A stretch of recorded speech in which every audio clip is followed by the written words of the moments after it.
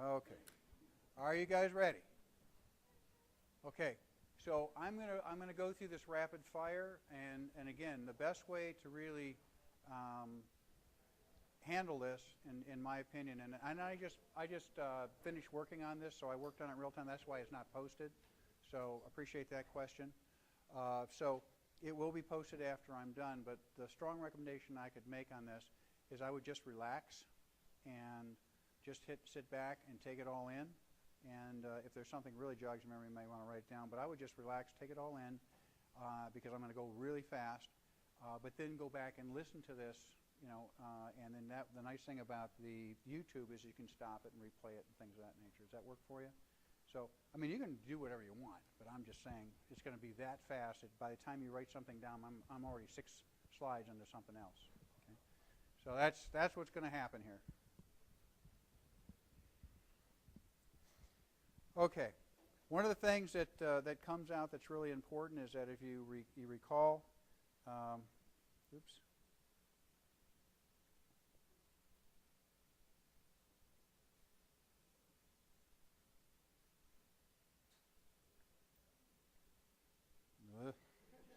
Man, oh man.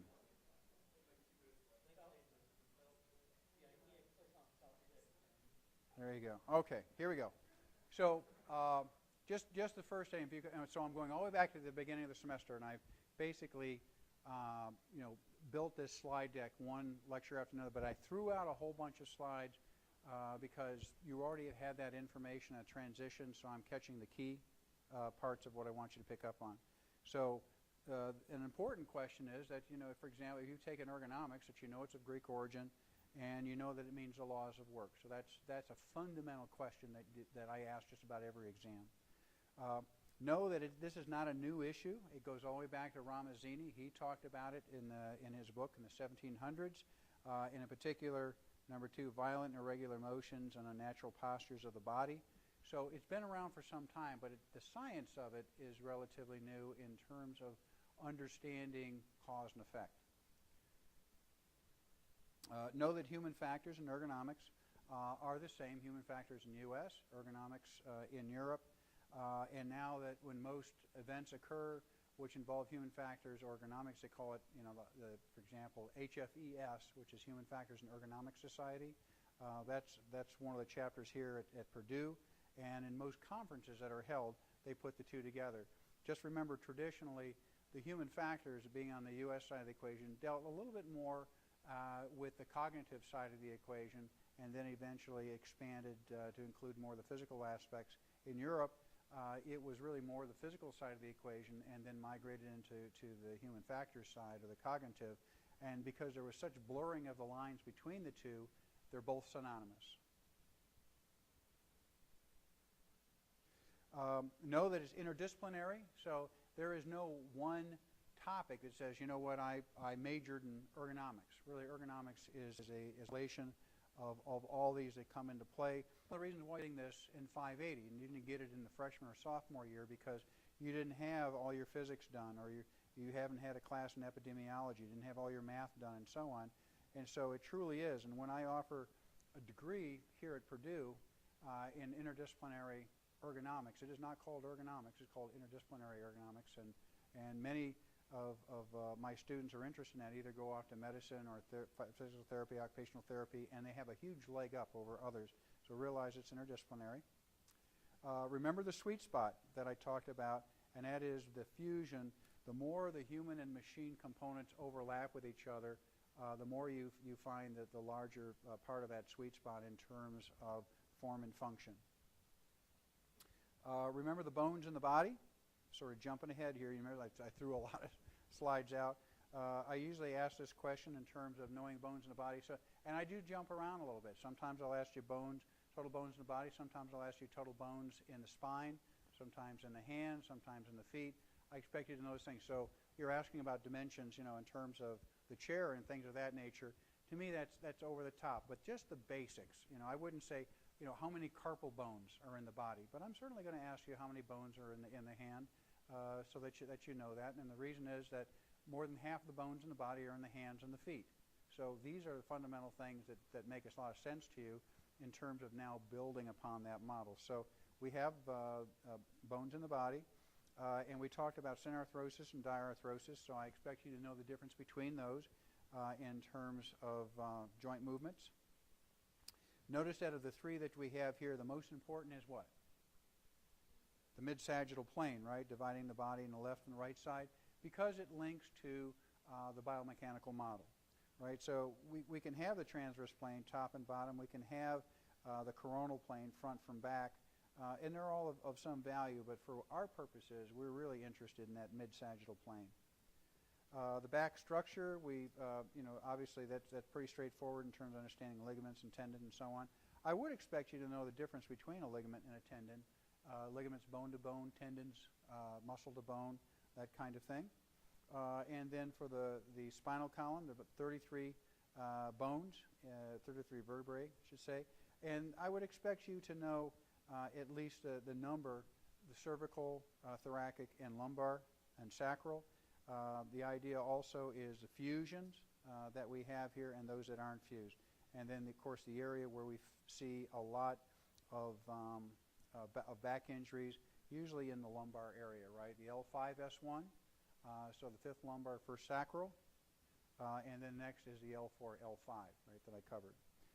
So here are your spine segments and thoracic. And the reason we want to cover those is that we want to understand what's the nature of cervical versus lumbar in terms of why don't we see more the kind of injuries in the cervical versus the lumbar area. And as you know, that we don't have the load at the top, even though we can pivot with the neck. We see more things like whiplash injuries or acute kinds of injuries with the back because of the loads on the body as well as the loads that are being handled. They're much, much greater. And because of those higher forces, we tend to see more back injuries than we do the cervical injuries. It's not to say they're any less complicated or problematic. It's just that if you think about biomechanics, that's the reason behind it. Remember looking at the intervertebral disc, tough fibrous ring, and is it made of crab meat or jelly in terms of consistency? Right, it's like that. So none of this getting a jelly donut and squashing out and having jelly fly out at everybody. It's really there, and the reason I emphasize that is that the body does have an ability to heal itself. So if there's nerve impingement and things of that nature where you have a herniated disc, the idea is that in many instances, if you stop doing what you're doing in terms of causing the herniation, then in many instances the body, because that has that consistency, that body will fuse it back, and chances are the person can get better in time without the surgery. What's the percentage of surgeries back surgeries that actually come out as a positive versus a negative? 50%, right? So that's the other reason I bring that out is that in many instances they say, you need to have a spinal fusion, so on and so forth. In a coin flip, 50% of those people are going to get better, and if it's excruciating pain, they have to undergo that surgery. The other 50% are going to stay the same or get worse. And because it's very invasive, going in there and doing this kind of work, and also it's obviously loaded with nerves and issues that can come up and cause problems. Notice that it does not have a blood supply. It's important, and so it's passive, right? The motion of nutrients in and out of the spinal disc, and this is what it looks like. So I put this in here because I may be showing you images that I might want to have you identify. So what is this and that sort. I will not. It's not a class in anatomy or physiology, so you're not going to get those kind of details. But you may get something of workplace design or something of the human body, and it'll be a blank pointing to something. And my expectation is that you'd be able to identify it. I'm not going to have you go in and have some kind of magnification of the three little bones of the ears or something of that nature and identify the incus or something of that nature, the stapes. I'm not going to do that to you. But I will expect you to identify certain aspects of the body should they be labeled. So I mentioned here that your focus in the fifth lumbar, first sacral, and the second is the fourth and fifth lumbar. Remember that. The hand, 28 bones in each hand. And I'm going to try very hard to make sure that the questions are as clear as possible. But if I happen to mess up, like on the first exam, I think I said hand and feet, and then someone said, "Well, is that just one hand, or you know?" It was a typo, of course. You know, I meant to say a hand and a foot in terms of these numbers, and you know, I forgot to go through that and mess up on that. So don't get complicated with yourself, because the answers are going to be pretty straightforward. And if I do mess up, I'll be here, Sandra will be here, Josh will be here to answer any of your questions if the sentence isn't clear. So just so the hand and showing all the bones. So I would not ask you a question about, let's say, give me the number of carpal bones or describe what they are. It's just not going to happen. But you have to know that the carpal bones are there, and that's related to carpal tunnel. The foot, 26 bones.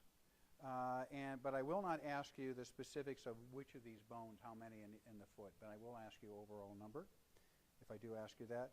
The foot's important, as you know. And what's the most important aspect of the foot in terms of mobility? The big toe. Remember that? And what's the big toe all about? It's about leverage, right? Leverage, being able to push off and so on. So don't forget the great toe, big toe or great toe. And you need that. If you want to slow somebody down or someone gets injured, they injure that toe, they're not going to be going very fast. I can tell you that now. Anthropometry, moving into that, there are dimensions of length and depth and breadth, arc, circumference, and reach. Know those. Don't have to memorize them, but know them in terms of applications for any anthropometry quantitative question that I may ask. We practice that enough. Know and understand the standard deviations of 1, 2, and 3 standard deviations out as it applies to these models. And know that the importance of this is that you have your overall body length, but we also have different lengths, right, with each other. And someone was asking, well, I don't understand, how you can have a standard deviation if you're looking at, an individual who's of standard size, and say, well, there's always variability there, so you have to have plus or minus. So the understanding is that you apply these standard deviation elements to being able to determine ranges that could be applied for different sizes. So we went through this exercise. Remember here, we looked at various aspects, and most of our focus was on the seated workstation. So if I give you a problem like this, remember if it's seated and I'm looking for being able to have the proper height off the ground for an individual, then we're looking at the popliteal height. If I'm looking for clearance underneath the desk, notice that I'm really looking at that distance from the knee to the buttock. So read the question carefully so that you're solving the problem as it should be. Reaches, we got into that. The difference might be here this is your XY, but we also got into the XYZ, and this is reach envelopes, right? Being able to reach around. So understand, if I show you something like this, what is something like this? This is your XYZ, and this is your XY, right? Just a functional reach versus the ability to reach around in an envelope in a three-dimensional space. So you're likely to see a question, an anthropometric question, so spend some time in looking over those notes to go through that and know your percentiles and where they would apply. If I'm looking at 90% of the population, and I'll try to put a little thing in there about, okay, we're looking at from the 5th percentile to the 95th percentile, that kind of thing. I understand it's from the 5th percentile female, 95th percentile male. But if I say it's just a male population or just a female population, then you would apply it to that with those statistics. So I'll be very careful about making sure that you understand that. And then what I'll do is I'll just give you some dimensions here and measuring. So either male population, female population, or mixed. And then you'll have your means and your standard deviations. And then the idea is that you're going to apply this in terms of a range or a percentile, so say 90%, for 90% of the population versus a range of the population. Make sure you understand the two. Yes?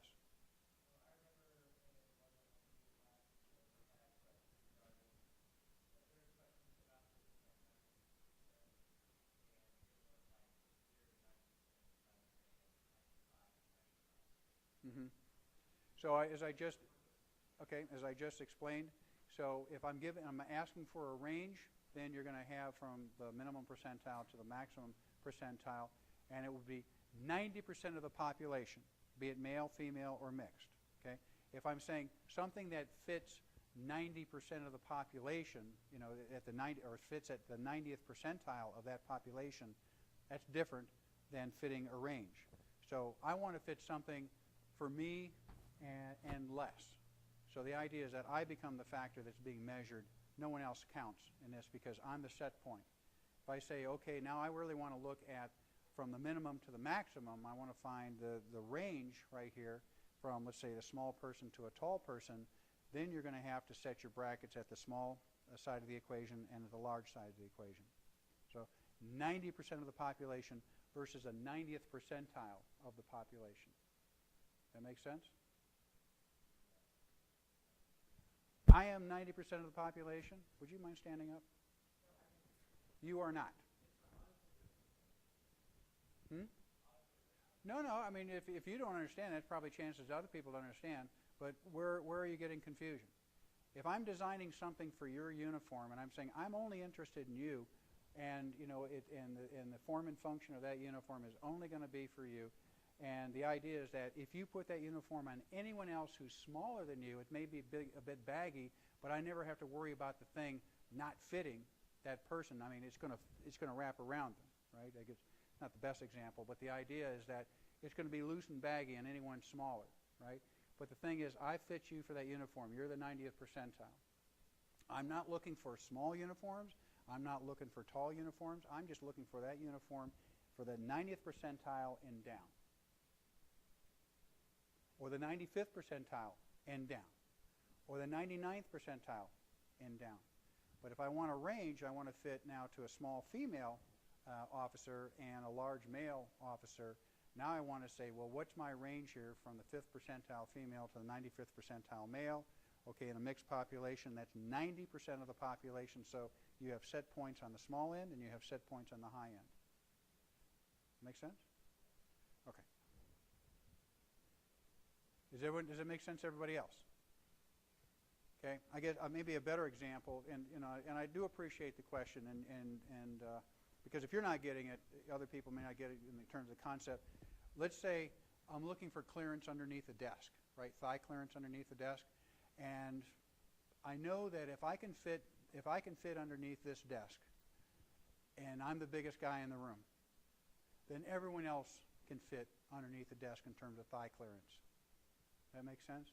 So I really don't care if you're a little person trying to fit underneath this desk, because that's not the critical factor. Your thigh clearance doesn't mean anything.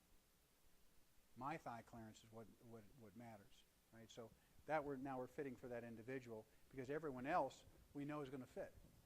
Not comfortably, but we know that thigh is going to get under there. Okay?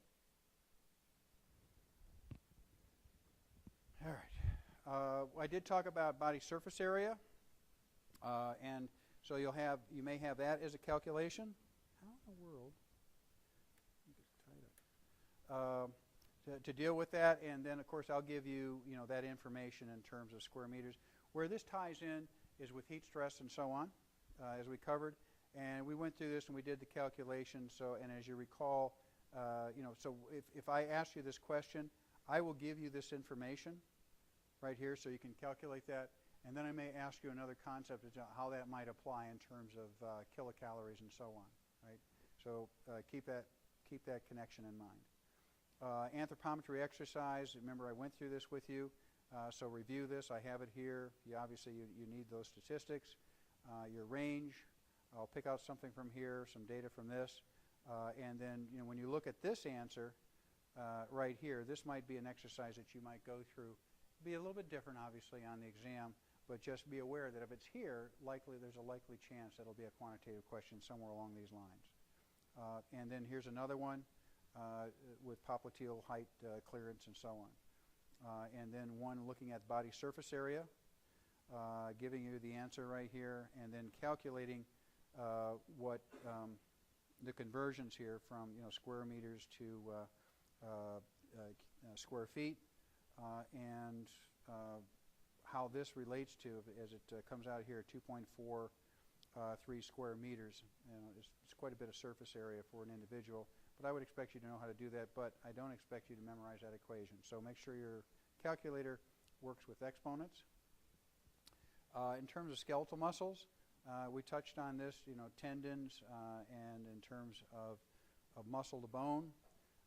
And then we talked about lever systems. You will see this for sure. Insertion of bone acts as a lever. And fulcrums. Know your class 1, 2, and 3 lever systems because you're likely to get tested on that. And know the location of the fulcrum, where it is relative to each of these class systems, 1, 2, and 3. So I might say, well, what class lever system is most inefficient, what's the most efficient, and so on, and then give me an example of a lever system in terms of where the forces are, the fulcrum, the resistance, and so on. So this is definitely something that you may want to take a look at because this would be not a qualitative question, but it could work its way into a little extra credit for drawing this out and knowing exactly where that leverage is.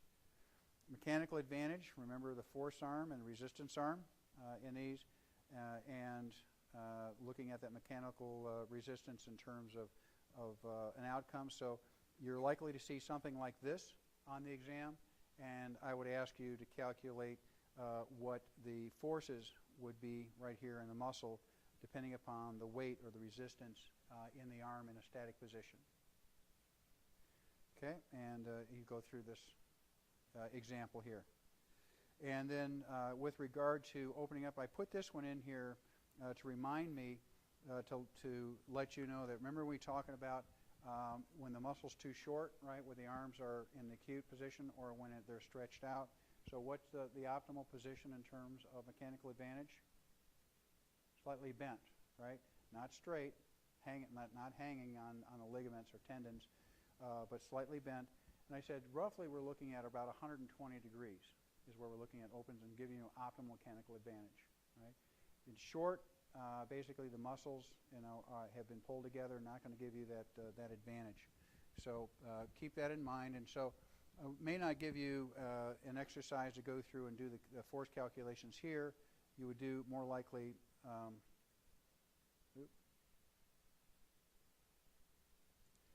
from this right here, which is what you're familiar with and what you've exercised on. Wrestling link, okay, so I just highlighted that for you. Seated workstations, what I'd like to know is just the general difference between seated workstations and standing workstations in terms of where things are in terms of optimal leverage with the hand, pushing and pulling and so on. I'm not going to challenge you in terms of saying you should memorize these exact distances, but I would expect you to know, what your mechanical leverage is for a push versus a pull and why. And then for this one here, remember that your vertical versus the horizontal planes. The vertical planes give you the advantage in that if you're a shorter person, you're able to push something. A taller person, you can also grab at the top. And one of the things I gave you is like the refrigerator door. If you go back to the older ones, the old Philcos and so on, that they had these horizontal handles. And now most of them are the vertical handles because they're designing and adjusting for the different ranges of people who would be pulling and pushing on those planes. Mechanics, as we got into this right here, just remember that we are dealing with solids, and we have dynamics and statics, and then we have kinematics and kinetics. Know the difference between kinematics and kinetics in terms of the definition. So I've already given you a test question on that. I believe it was on kinetics. So I may flip that and give you a question on kinematics and knowing the differences between the applications of forces and not. Also, we didn't cover dynamics because in most instances you need a computer to work out the statistics on that.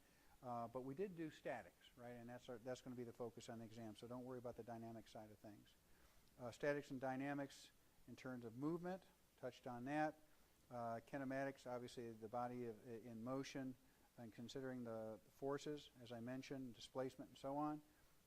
And then kinetics, obviously, forces that act on a body that cause movement. So this one here is motion without considering forces. Sorry, make sure we're in kinematics. And then with kinetics, we are looking at forces. Force defined, the thing that I'm really interested in is obviously we have mass times acceleration. But I'm really interested in you knowing what work is defined as. Basically force times distance. We talked about actual mechanical advantage, ideal mechanical advantage, those differences in how they're applied in terms of optimal mechanical leverage and handling. Low back injuries, it's in the billions in terms of cost. As I mentioned earlier, most of the issues are down here. We have flexion, extension, bending, axial rotation, but here's the real reason right here is that we have the high loads in the lower part of the back versus the cervical area, and there's the cause for the adverse outcomes for material handling. This is a simple stick figure, but I may bring this guy back and show this to you because I would like you to just do a simple calculation for what the compressive forces would be on the spine for handling a particular load. So I know it's very simplistic. We're going to be looking at the NIOSH lifting equation, but my recommendation would be to take something like this, and if I change some of these numbers, you could do some simple algebra. And the idea is I want to lock in the idea that we're dealing with hundreds of pounds of force. The NIOSH lifting equation, and as we've gone through that, our cutoff here at 51 pounds. And then, it was first published in 93, but really came out in 91. And I'm not going to test you on the 81 equation, other than the simple thing that the difference between the 81 and 91 equation that I expect you to know is that with the 91 equation we had coupling and we had asymmetry, another twisting, right? So in the 81 equation, we did not have twisting where that could be calculated. We did not have coupling, which could be calculated. But there also was another difference there. And you remember the distance in terms of weight. I'll probably ask you that. The weight for the 81 equation was what? If you remember, 90 pounds, right? And the weight for the 91 equation came out as 51 pounds. And you say, how could something in 10 years go from 90 pounds to 51 pounds? And as you recall, the critical factor there was what? Right? The distance out, right? It changed from 6 inches because most of the subjects that were measured were college students who tended to be in pretty good shape and so on, but when they went out in industry and measured employees, they found they had a little more of a gut to them, and that correction of 4 inches, that horizontal correction from the spine to the front of the stomach of that 4 inches, from 6 inches to 10 inches, if you run the calculation, you will see that you'll lose almost all of those pounds from the 90 pounds to the 51 pounds. So it's not like they adjusted the weight as much as they really did a proper adjustment of the distance out from the spine to the front of the stomach. Is everyone okay with that? So you will be, I'll expect you to know that, those that take this class and go out there and have that fundamental understanding are way ahead of the curve in knowing the mechanics of the difference between the two. We talked a little bit, obviously, about the disc and the importance, elasticity, and then, of course, it's all the nerves that come out from that. Obviously, the government was interested. Why? Because nearly 20% of all injuries and illness in the workplace are associated with the back. 25% of them are annual workers' comp costs and so on. In other words, it's in the billions in terms of cost, and so the government's interested in that because of lost productivity and so on, not to mention the suffering of workers. There's a thing called the strain index, job demands divided by the worker capacity to do the job. So keep that in mind, that it's there. That's the fundamental idea behind it. We have all these here, which is a recommended weight limit that's out there. Our load constant is 51 pounds. And you will, most likely, work a quantitative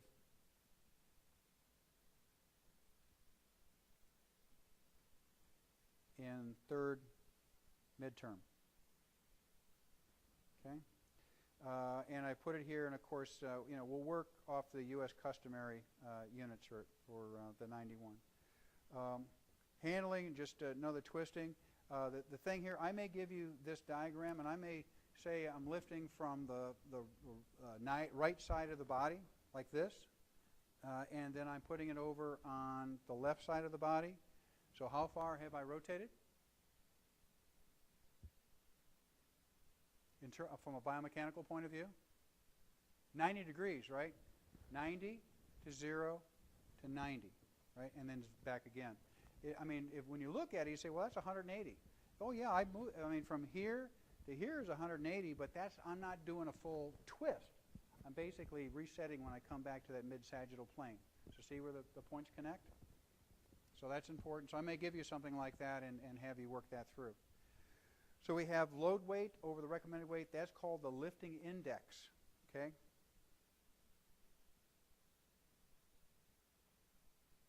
So what may happen is that I'll give you a calculation. You'll come up with the recommended weight limit, and then I'll say, well, this is the weight that's being handled. I will ask you to calculate that lifting index to find out how much risk there might be associated with material handling.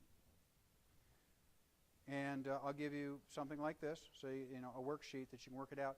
Please show your work. Got to show your work, okay? And information there. Work physiology.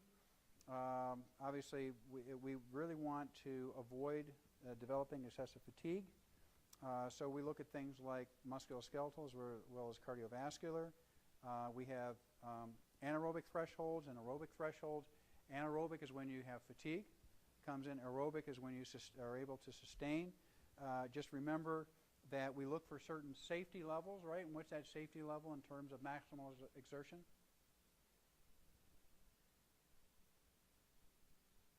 Right? You don't want to exceed that, right? Even though you're looking at 50 is where they set point, but in order for a safety factor, right, from an overview point of position, 33%.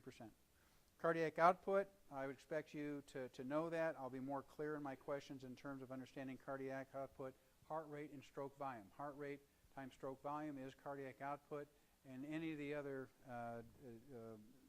variables that are moved around in that will give us the information that we need in terms of blood flow. And why do I ask that? Because I would expect you to know this. So, 5 to 6 liters per minute, I'd like you to know that.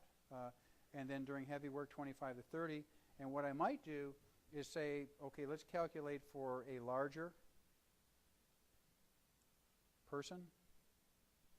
And then what you'll do is, based on that information, extrapolate to that to determine what that number would be. Okay? Metabolism, obviously, is the collective chemical process. Basal metabolism, remember that. I'm not going to give you that number because I expect you to know it for an average size individual, 154-pound individual, that it's 1 kilogram, right, or 1 kilocalorie, excuse me, per minute. So over 60 minutes, and that's 60 that you would add into the information that I would give you about that particular problem for metabolism of an individual. So our basal metabolism is here. It's obviously 1 to 1.5 kilocalories energy expenditure per minute. So we're going to go with that standard of 1. Just know that's going to be there because I talked about that in class. Fatigue, understand that in terms of it manifests itself. We have phase 1, 2, and 3. But I may give you something like this and ask you, what does this really mean? And realize this is all the same individual, 1, 2, and 3, but notice that their heart rate, right, is going up for each work level, meaning indicating that we're developing fatigue with that subject because they're not coming back down to baseline. So everything in terms of heat stress, metabolism are really tied in to that heart rate coming back to baseline, but also core temperature. And as I mentioned, heart rate is a good surrogate for core temperature. It's not perfect. Obviously, you'd like to get core temperature, but short of that, heart rate is a good way to go.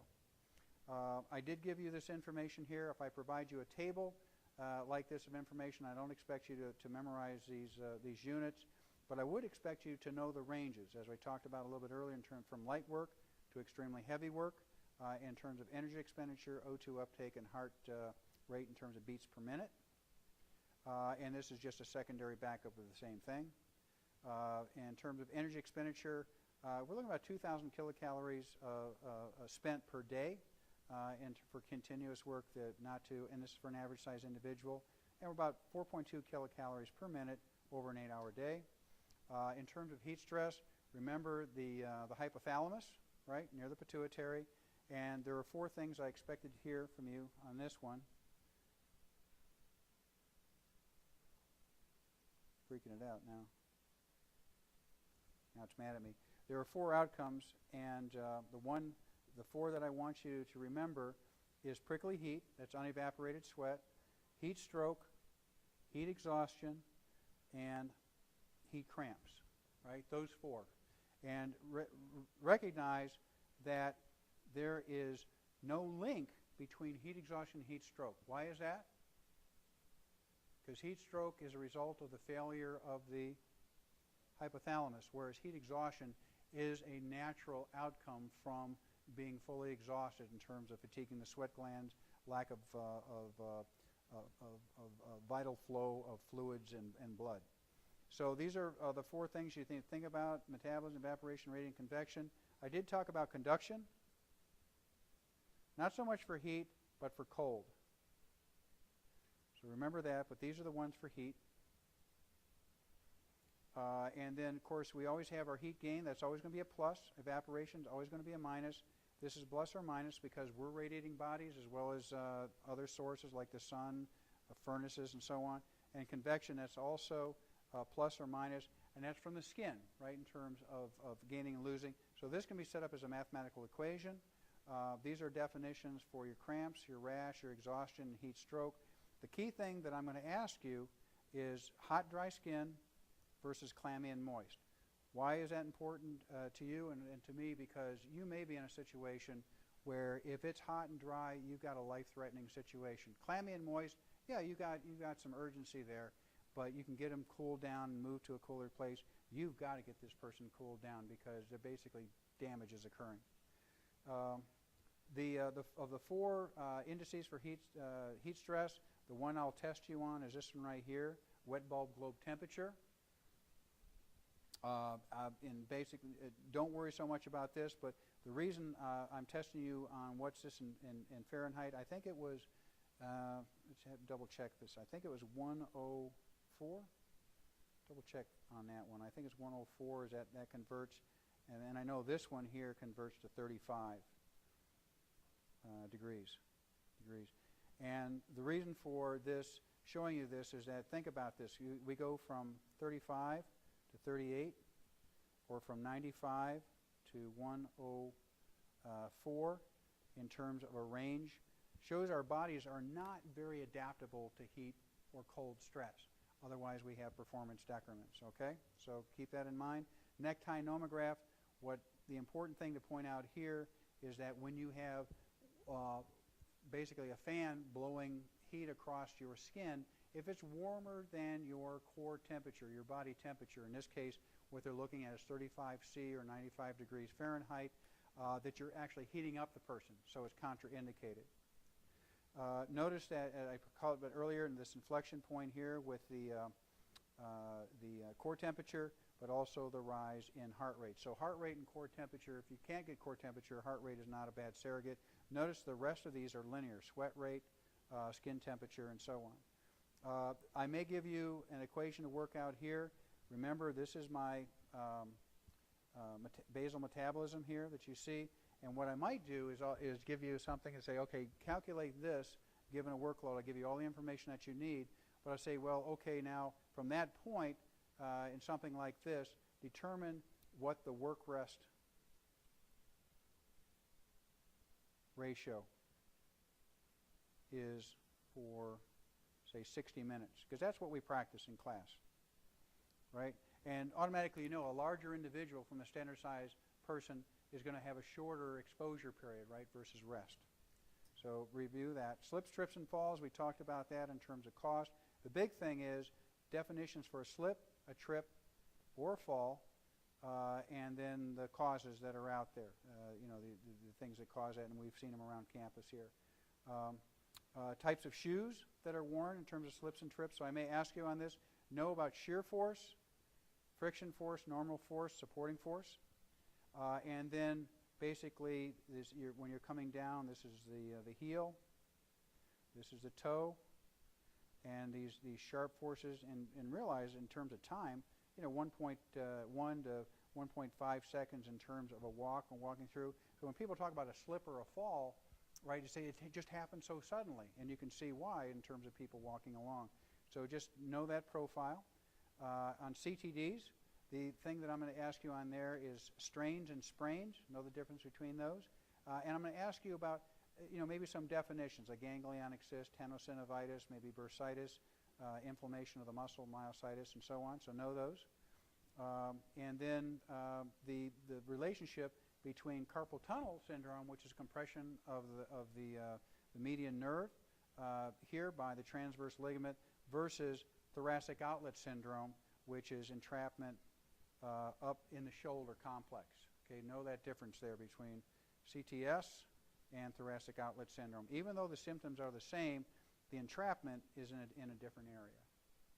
And then bursitis, bursa that we have, ganglionic cyst, also called a Bible bump.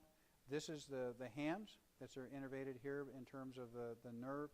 And the differential diagnosis, we did talk about that, right? So if it's your ulnar nerve, what's that also called when you bang your elbow? Funny bone, right, when you hit that? So the idea is that if you have symptoms in your fingers, your baby finger and the outside of your ring finger, you have a compression kind of work activity versus high forces and repetition, which would involve the median nerve in terms of compression. Question?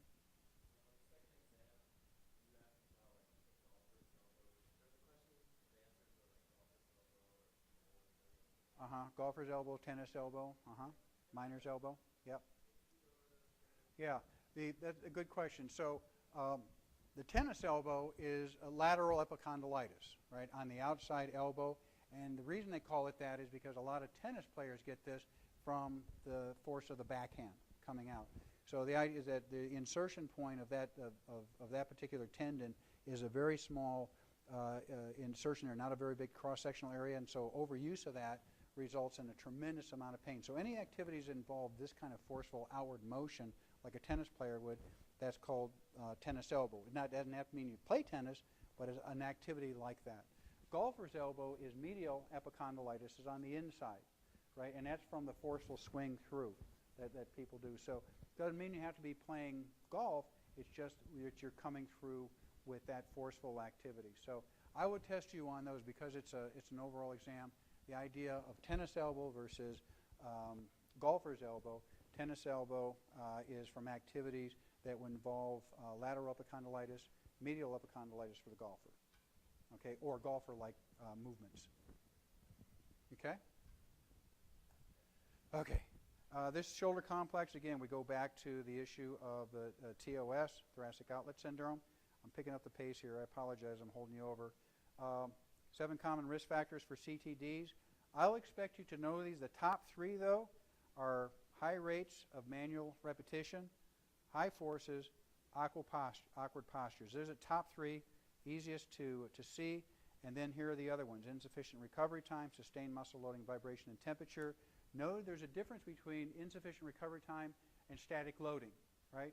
In other words, you have a work cycle that you haven't recovered from, so you're doing this movement, but you haven't had enough downtime to relax, versus static loading, right? Sustained loading, so make sure you understand the difference between the two.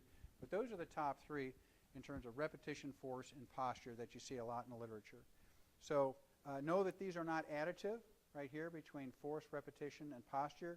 These are multiplicative, right? And the reason for that is that as we got into movement right here, notice that when we have flexion, 65-degree flexion, we lose about 45% of our grip capacity. We did that in class. You also lose grip capacity with ulnar or radial deviation as well as extension. We have 2 types, we have several grips here. The 2 I hold you responsible for are what? Pinch posture and power grip, right?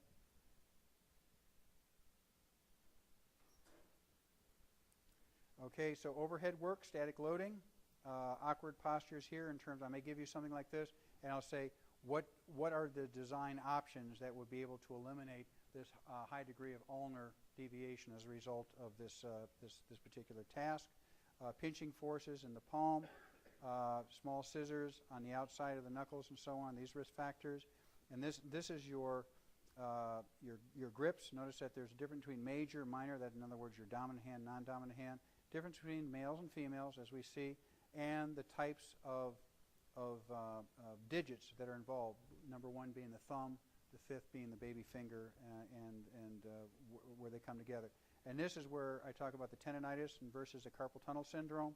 Just know that when you have high repetition, high force, almost 30 times as high in terms of risk factors versus not having exposed to that for tendinitis, and over 14 times as high for carpal tunnel syndrome. So, and what does that mean? Things that are less than 30 seconds for repetition, and you want to definitely make a note of this, or those things that weigh more than 25 pounds. Let me find that here somewhere. Average adjusted force, high average adjusted force. Yeah, 12.7 kilograms or about 25 pounds, okay, is what we're looking at. So less than 30 seconds and greater than 25. This is our definition for high forces, high repetition, and this is for the upper limbs, okay? All right, the idea of static load, just keep this concept in mind, is that static load, this is the principle behind this. Blood needed is not getting there. Why? Because the muscle's contracted and it's not allowing the blood flow. We are CTDs, and again, I touched on this a little bit earlier. Just know these definitions. What if I ask you, define for me something like, I don't know, tennis elbow or golfer's elbow, or bursitis, there'll be a match with that. So one of the things I may do in this final one is I may have you, say here's a particular symptom, and then draw it to what that definition is. Okay, so I may have a couple of questions like that. I did touch upon vibration. Just know there's difference here in terms of conditions. Remember, I hit you on the extremes right here. No tingling or numbness or complaints. Down here, extensive blanching, basically vasoconstriction of the fingers during summer and winter. And what that means is that you can't work when you hit this condition right here. There are differences between the disease and a phenomenon. Just know these in general. I'm not going to have you on the specifics on this. In terms of what can be done about carpal tunnel syndrome, remember the difference between Tinel's and Phelan's, right? Tinel's is like tapping, right? This tapping, you feel that little shock going through the hand. Phelan's is like this, holding the arms basically and the wrist at a 90-degree angle relative to each other, butted up next to each other like this, and for about 30 seconds or so, and then if there's tingling or numbness associated. So Tinel's versus Phelan's, understand the difference between those. Preventive measures, just know we have engineering controls, administrative controls, and PPE. What's our top one that we want to employ if we can at all times? Engineering controls, right? Prevention, engineering, administrative, good work practices, and so on. Use of tools, personal protective equipment. Gloves are fine, but I am not a big fan of back supports, right, unless you have an injured back. So be careful of that. Knee pads are okay. Wrist splints, yes or no? No during the day, yes. At night, right, to keep you from getting in the fetal position. Workstation design, we're going to get into this in terms of the goal is to reduce workers' effort and maximize their productivity. We're now into three-dimensional workspaces. And again, we touched on seated workstations versus standing workstations and the difference between the two. And no, we're dealing with reach and we're dealing with weights, right? We talked about that. And sit-stand workstations are great, especially if you're in reception areas and so on. They're important. Remember, you had this in the last midterm in terms of what that normal reach is. It's basically this distance from the elbow out to the midpoint of the hand, about 16 inches extended reach, right? It's about 24 inches, right? So you put most of the things that you're working commonly with within that distance between the midpoint of the hand and the elbow on a workstation layout like this. Right angle rule, we talked about that. Right, in seated workstations, clearance underneath the desk. Notice there's toe clearance right here. And so I may reverse this a little bit. I may ask you to work on the clearance of a box. So thigh clearance, as we talked about. So this might be the difference then to the question is, we want to design something that's for the 90th percentile individual. And we're going to do that because everyone else we know is going, they're not going to have thigh clearance issues. Okay? And then we'll give you that information. Pads to reduce fatigue. Precision work. Key here, this is on becoming a certified ergonomist. Just remember that precision work is slightly above the elbow. The elbow is in reference to standing is like this. So slightly above here, slightly below for medium work. For heavy work, it's down even further. So I expect you to know that, to work out that particular understanding of the difference between recommended height for precision, light, and heavy work. Minimizing, these are just common things you might do to make your workplace a little bit easier. Supervisor, employees following, these are examples. So I put these in there because I may show you a slide or two, something like this, and I'll ask you provide a couple of risk factors and a couple of recommendations. They'll either be on the quantitative side where you answer those, or they might be extra credit. So I might ask you risk factors. Those will be points that you gain. Extra credit might be what are your recommendations, and they have to make sense according to what you see right here. Okay, and the idea, what that shows me is that you understand the principles behind what I've been teaching you, and you can now apply them.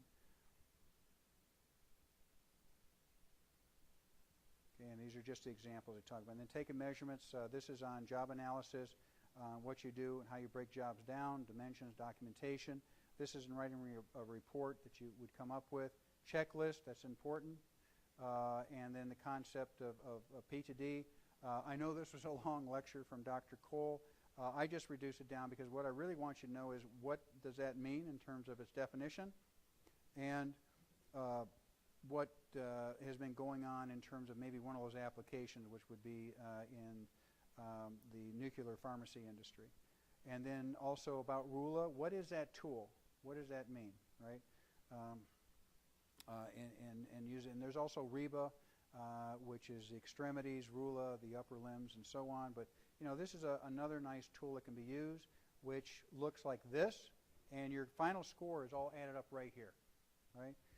And it's really just sort of a stop-action look at what postures people have, adding up those scores in each one of these boxes, and then doing the same thing over here, and then they all come together and give you that final score. And then this is a result of the redesign in terms of the wings that come out, adjustability up and down. Work tool design, hand tools, grip strength, endurance. I'll test you on that, so know the difference between the two. Okay, we're back to this. Is this an ergonomic tool? It has what? Ergonomic features. Okay, I'll make sure that question is clear should I ask it. And I do apologize because I wasn't clear in the other one, and hopefully better now. Holding this, ladies, is this better for you in this position or in this position? This one? Yes, it is. Why? Because your strength, right, in the first three digits is better, stronger than in digits 4 and 5 in the thumb, right, which is where this is coming from in terms of spread. So that's a concept. Phillips heads versus flat heads.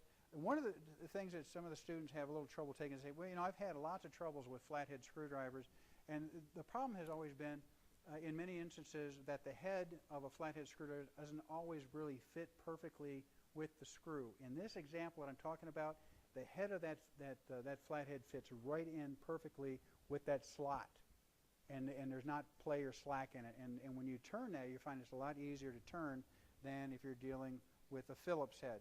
And this combines the two very nicely, but just know that when you're dealing with this, I won't test you on the formula, but I'll expect you to know the principle behind why it requires 6 times more feed force for a Phillips versus a flathead.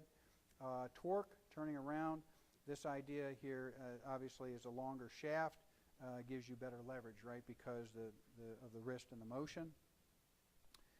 Hazards for tools, we did talk about carpenter's hammers versus claw hammers. A ball-peen hammer, that comes out that's a harder metal. It's a safer one to use when you're metal with metal versus wood, which would be your carpenter's hammer. Maintaining your tools is important, and guards are important with the knives so you don't slice your fingers. Organized labor. I'll ask you the definition of that. Notice I just kind of moved through these really quickly. The safety movement, a little bit, the Hawks Nest tragedy, asbestos, mezzanine, and Bhopal. That came in. How much? 150 billion annually from accidents. Number one in terms of accidental deaths. Now there's a difference between deaths and work deaths. Okay, so here, motor vehicles, falls, poisoning on down. And then when you get into leading causes of deaths in the U.S., heart disease, cancer, and stroke. However, when you get into leading causes of death in work accidents, motor vehicle still leads the way, but it shifts a little bit where number 2 becomes falls. Okay?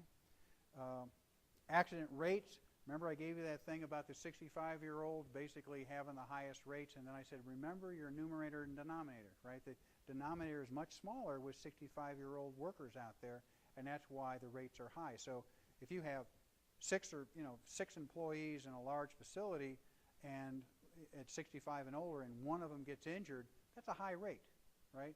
Versus someone your age, you might have 200 working there and one gets injured. So that's where that difference comes in. Note the differences in the theories for accident. There's a domino theory. There's accident causation issues here. The accident incident theory, the epidemiological theory in terms of looking at counts, what comes up. And then there's a systems theory that calls into play, and a combination of all these that come into play. So know those differences. Hidden cost, lost time, and so on, lost to the workplace. And then relationships, accidents, injuries, the vital few, and the idea of the 80-20 rule right here in terms of cost. That what I got to right here is I may give you something like this and say, take this out and ask you, really, what does this mean? Right? And if you look at this as a reminder, 50% of those costs, 2% of the workforce. So, building up to that, if you go all the way out here, and looking at, 67% of the workforce, you're way down here around 6%, and then you go from 67% to 98, that's your other 50%, or that makes up for that difference, and then that 2%, and this is like usually a disaster, right, that occurs that drives up those costs. Prevention strategies, obviously, in the investigation. Severity is important. Cost strategy. Mission of OSHA. I'll hold my hygienists know this by heart, but I expect if you're not one of those to know what their mission is. Their website. Notice on the big thing, the website preventing falls is a big deal for them, right? Now, almost done. Workers' comp.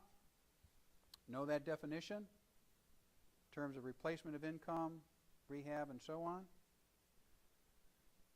All 50 states have it, provide benefits and so on. And lighting, here, basically rods and cones, right? Cone with color, rods with light and dark. Best one for the day, best one for at night. Know the difference between the two. And then the inverse square law. So I may give you something like this and have you do a calculation, 1 foot out, 2 feet out, 3 feet out, versus the light source coming from there. So definitely pay attention to that one. Here you go. I'm going to put my eyeballs on there. Maybe 2. There you go. Brightness and reflectance. Know that ratio. We talked about that. These are the factors for lighting: contrast, time, size, luminance, color, and then I may give you this right here because we covered it in class in terms of contrast. Background minus the target divided by the background times 100, and that's going to give you the contrast that you see here. This kind of information gives you what you need. Visual acuity, this is your Snellen chart, right? And I may give you a question about 20/20, 20/25, 15/20, that kind of thing. So know that difference. Your noise comes in place here in terms of sound pressure measurements and speed. And then this is your range that I'm looking at, 20 to 20,000 hertz right there. And noise-induced hearing loss is usually from about 3 to 6,000 hertz, somewhere around that range. So know that. I talked about that in the process. Your source, path, and receiver. And then, of course, the tiniest bones in your body are in the ear, but really where the damage is done is in the cochlea, right, and the cells that are wiped out there. So it's all right in the front, right here. These get wiped out, and that turns out that that's the range for speech. Decibels, it's in the log format. Speech interference levels here, 5, 1,000, 2,000, 4,000 hertz. They have preferred speech, but one of the things I spent some time on was temporary threshold shift and permanent threshold shift. Temporary is if you go to a firing range or fireworks or something and you're too close and your ears are ringing, but then the ringing stops. If you have ringing that continues on for a period of time, that what you may have happened is you shifted from temporary to permanent. So know the difference between the two. Presbycusis, hearing ability diminishes with age. There's an age adjustment factor. Note the Hearing Conservation Program, Code of Federal Regulations 1910-95. And then remember that if you have two noise sources, so remember this side of the class is noisier than this side. If you're equal, then you add 3 decibels, right? Again, it's on a log scale. But if this side of the class is much noisier than this class, let's say by 13 decibels or more, that there's no additive effect. There's nothing that gets added from this side because this group just was able to drown you out. Shift work, understand that these are not banker's hours, anything that's not dealing with 8 to 4, right? We talked about that. And some of the stuff is now hitting you because it's just recently given. Remember that we're dealing back now with the hypothalamus in terms of our sleep-wake cycles. Best candidates for shift work are you. Worst, me. Occupational stress, public health, quality of life. I'd expect you to know what the quality of life is. A person or group's perceived physical and mental health over time. Notice perceived. You know, it's not something that's outside the person. Stress comes up. NIOSH defines this as changing whirlwind speed and the pressures that come upon. But what I'm going to hold you for is this concept right here. Those people who absorb the pressures of work and so on tend to not deal with the stress as well as those that basically let it bounce off, right, and don't observe. They have their own self-esteem and so on and so forth, and they can handle it. So the idea of organizational change and stress management helps with a healthy workforce. Looks like an easy formula. There's a lot of work that goes into that, but basically it's about communicating, right? Almost done. Violence, we obviously, there's a system that has to be put into play in all workplaces, including Purdue. Key concepts here are looking at violent crimes, employee outsiders, who's causing them.